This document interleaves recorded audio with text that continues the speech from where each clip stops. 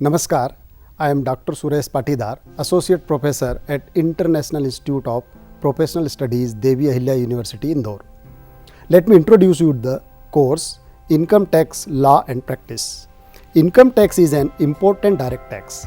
It is a prominent and most significant source of revenue to the government. Government needs money for n number of purposes like maintenance of law and order, defense, welfare of the people, etc. Since we are a welfare state, so our taxation pattern should also be in line with this. There are two types of taxes, direct and indirect.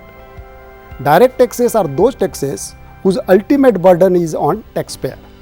Means he cannot shift the burden of tax to other person. While in the indirect tax, the burden of tax can be shifted to other person.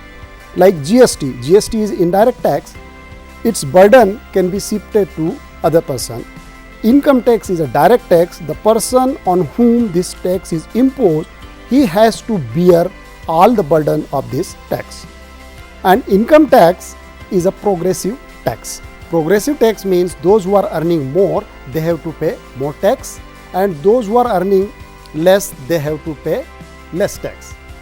In India, income tax was first introduced in the year 1860 by Sir James Wilson in order to meet the losses sustained by the government on account of first freedom fighting movement of 1857. But the British government say military mutiny. In the year 1886, a separate income tax act was passed. After that, so many acts passed.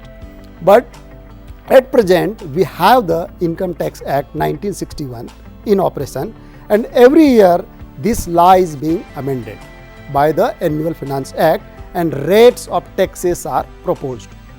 Who is liable to pay tax?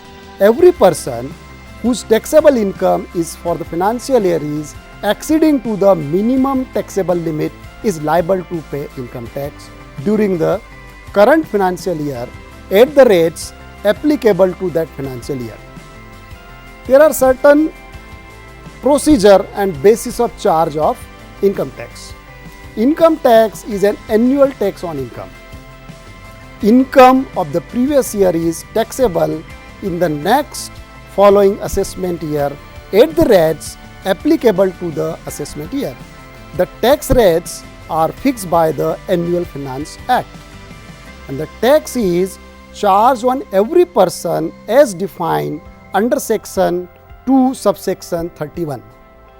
The tax is charged on the total income of every person computed in accordance with the provisions of this act. Income tax is to be deducted at the source of income or paid in advance as provided in the act.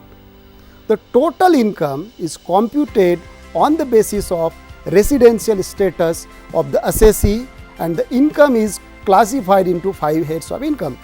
Here I would like to say that income tax is charged on the basis of residential status and not on the basis of citizenship. So this income is classified in 5 heads of incomes. The first head of income is income from salary. Means those who are earning income from salary, having employer-employee relationship, they have to pay tax under this head and their income is computed under this head. Second is income from house property, in which the incomes of houses are being taxed. That is rented house or even in some cases self residential property. Third head of income is profits and gains of business or professions.